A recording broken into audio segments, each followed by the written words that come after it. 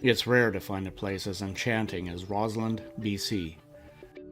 Located in West Kootenay's Monashee Mountains, this small city of over 3,500 is known in summer as the mountain bike capital of Canada. In winter, nearby Red Mountain is a mecca for downhill skiers from across the region, North America, and the world. Rossland is a very unique community. I mean, you talk to just about any of the small town mayors in BC and everybody loves their place, right? And we're not alone in that. I recognize that. But honestly, when you come to Rossland, there's such magic here, and I think part of it is because the city has really tried to recapture its heritage. Although that rich heritage was forged in the 19th century, it continues to define the city's identity. We've reinvented ourselves several times. I mean, the city was born of the mining industry. More gold was pulled out of Rossland than practically anywhere in Canada.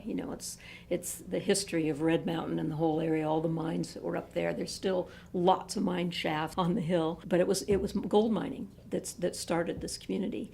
And then the smelter was developed down in Trail. And as the gold mines sort of played out, the smelter was going strong, and that's our biggest employer in the area. So then Rossland became, instead of a mining town, became sort of a bedroom community for Trail.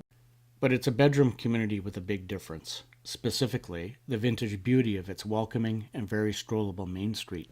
A lot of those historic buildings are still here. Some of them got stuccoed over in the 60s and 70s, and now when people are renovating their buildings, they're bringing them back to what they looked like at the late 1800s.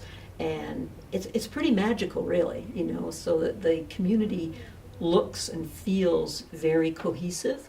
And I think all the work that the city has done in the landscaping and the design work that we've done in the community has really paid off, right? Because we have a nice feel. People come to town and they go, "Wow, right? This place is great." We also have a Heritage Commission, and they work really hard. They work with Tourism Rossland to get the Heritage Walking Tour, for instance, and the plaques on the buildings. And they've really done a lot of work in the old historic cemetery.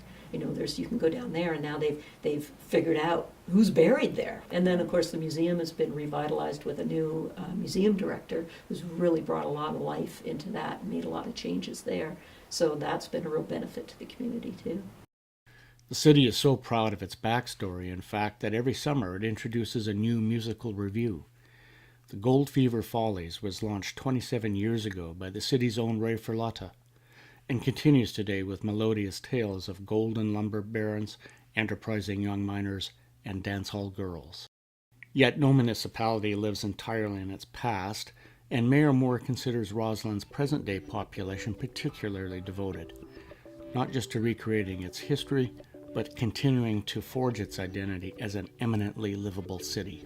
We've got a lot of community spirit, we've got a lot of volunteerism, lots of groups that make this place really special. So yeah, a lot of pride of place.